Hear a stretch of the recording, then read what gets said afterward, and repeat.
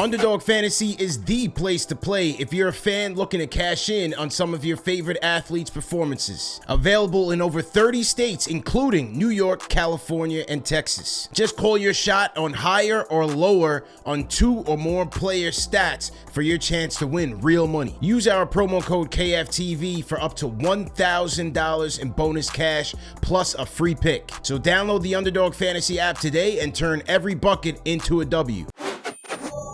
Knicks in Orlando. Brunson burner, man.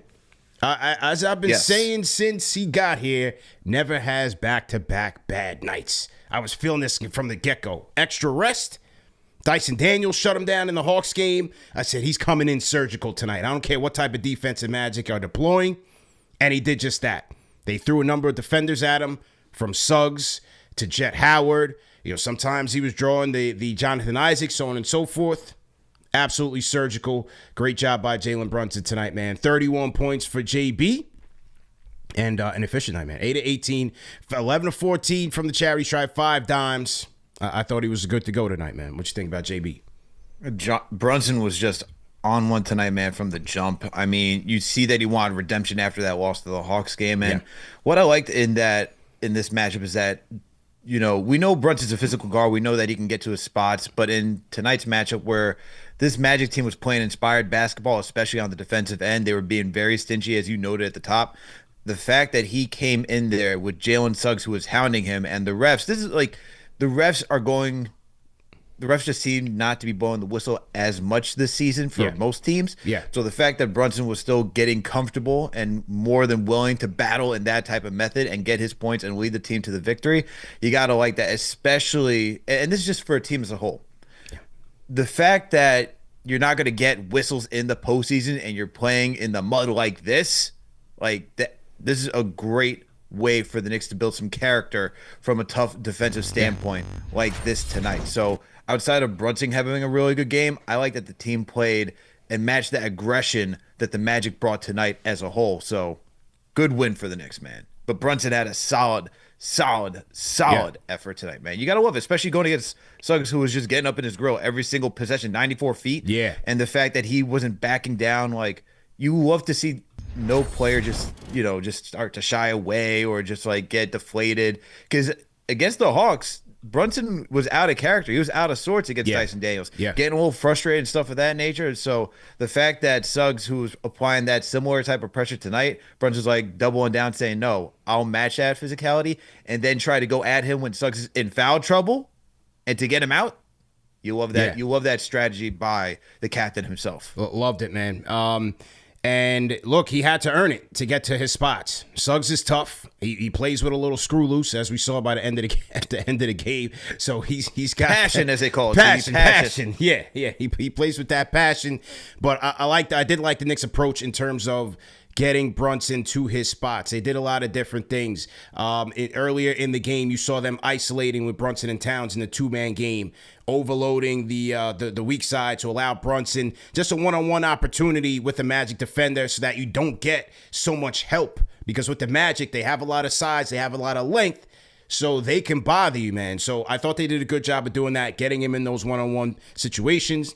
Obviously, on the screens with the Magic being a switching team, they were able to get him also on some lesser skilled defenders outside of Suggs. So I thought they did a good job there, and overall good approach offensively. Karl-Anthony Towns, man. For some reason, Mo Wagner always seems to bring the best out of him. And I just as you mentioned, the Knicks were able to meet that Magic grit. I thought Towns and Brunson really led the way there. And for Karl-Anthony Towns, another double-double for him. 22 and 22 for Towns. 7 of 15. And again, what I love, only 3 3-point attempts. They had to get it out the mud. And Karl-Anthony Towns did the damn thing tonight. For sure. Offensively, Cat was... You know, we've seen Cat be more efficient in games. 7 of 14 tonight to get you 22 points. He got to the free throw line, which I really admired. Yeah. Because in a game like this, you got to figure out how to get points when the game slows down. You get into your half court sets, but the shots are not going to be there. Give credit to Mo Wagner and the rest of the Magic defense. They were not making the night easy for Karl-Anthony Towns whatsoever. And so what's the next best thing you got to do? You got to pump fake. You got to slow it down even a little bit. Draw them into jumping or getting or just committing fouls so that way you can get easy points, slow down the clock, and just build on that lead. And Karl Anthony Towns did that tonight. Offensively, I thought Cat was fantastic in that regard. Defensively, was a little bit of a mixed bag. Yeah. Yes, he got the 22 boards. Fantastic. He's one of the tallest guys out there, so I'm expecting you to be in the paint and grabbing those boards. It's still effort going out there to grab them. Got to give him kudos for that. Yeah. I thought rotations wise, stuff of that nature, god awful. Personally, Mo Wagner just getting past you, guys getting past you. I mean, what was the transition? He drives, gets a layup, and then you go back on defense, and then Mo just knocks down a three. You're nowhere near him in sight. Yeah, and it's not just one play like that. It's multiple plays. We're starting to see Cat in a game like this tonight, where he's just giving up guys just driving, whether it be KCP just driving down the lane and getting past him as well. Yeah. You know, I know Cat is not a rim protector. So he has to make up for it some other way, which is why he's an elite offensive player and grabbing rebounds. But I thought defensively was very much so a mixed bag from him tonight, but great offensive wise. Yeah, good job for sure. Agree with that, especially on the offensive side of things. So great job, 2020 for Karl Anthony Towns. And the reason why I thought also that the boards were formidable, especially for him, is that, you know, the Magic went with a 2 big lineup tonight. The Knicks didn't see Goga Bitadze in the first matchup between the two teams. And then tonight, Jamal Mosley, he's back. He's back tonight, and he puts him in with Wendell Carter Jr. So that's why I was interested to see how Towns was going to battle out there, because I felt like Orlando could have gotten the rebounding edge in terms of the team stats, but the Knicks ended up winning that, and that's a good job by them. But Bitadze definitely made his presence felt along with the other Magic defenders. But overall, solid from Towns. Will, go ahead and unmute your mic. Yes, sir. Yes, sir. You guys got me? Loud and clear, man. Happy holidays, my guy. How you feeling, Nate? Hey, happy holidays, man. Yes, CP, sir. Alex, hope you guys are having a good one. Everybody go ahead and hit that thumbs up button for your boys. Hit that. Yeah, CP, man. I mean, you can speak to this because from my understanding, you were at that last game too at the Garden. Mm-hmm. You know, just seeing Trae Young, I was there as well. I was chopping it up with Alex on the previous show. Mm-hmm. That was a very tough game, and that just really, in that game specifically, just showed us our deficiencies as a team, mm-hmm. and how I just feel like we're not complete.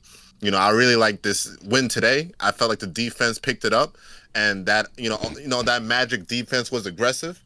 You know, when I looked at that Magic team, I really felt like it was kind of looking into a mirror of the old Knicks. Yeah. You know, now we have more talent, but the previous thing that I just had like that really tough, hard-nosed defense, and I just want to get a semblance of that. I don't think we're going to be that team all the way just due to the personnel, but I want to get better at the defense. And this is going to bring me to the question, CP. Now you were over here talking about trades, and I think this was a great segue because I was talking about trades. Okay, I want to talk about some people. Okay, specifically 2 people. Okay. All right, I think that our perimeter defense is still not where it needs to be, and I don't know if you guys heard, but it sounds like the Pelicans are having a fire sale, and I'm looking at Trey Murphy III, man. I think Trey Murphy III would be a great fit on this team. I don't know what's going to take to get him. I know you just mentioned whatever it is going to take, we ain't got it. We broke. Say it again. We broke. Whatever it takes, and we ain't got it. We broke right now. we broke. Be tough, man. Listen, I'm hoping that Leon Rose, the Godfather, can do something. I don't know. Nobody.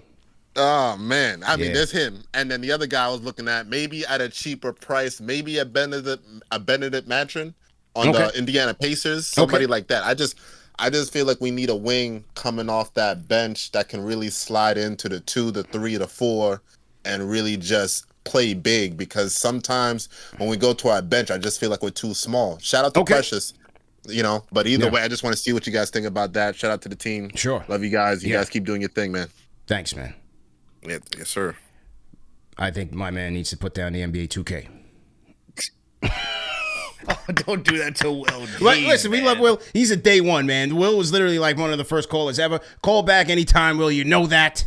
But I am a little surprised, man. Like, you're bringing up names that are just not realistic, man.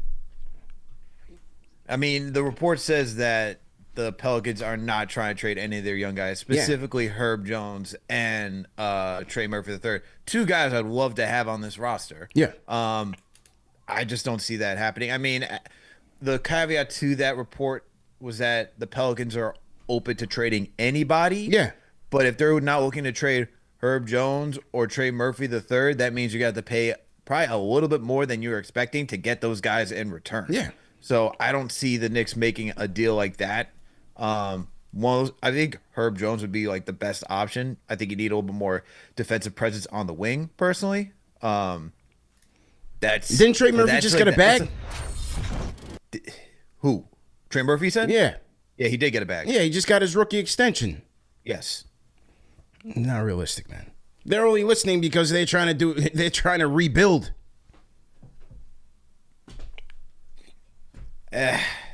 Look, man, the Knicks are do you think the Knicks are in a trade market?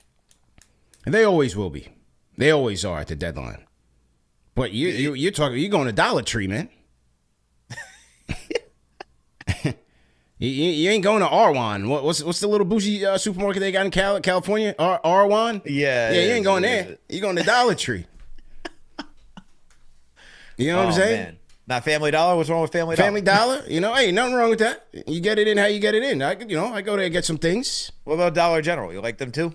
They're all right. Yeah. Oh, come on. So now we're getting a little too high class for a dollar store at this point. Yeah, well, man. Excuse me. You try to go to Arwan with a couple of bucks, you're not gonna get too far, man. So I think we're just gonna have to wait and see. Like the names that could come about at the trade deadline just may not be as obvious, but I think they will be active.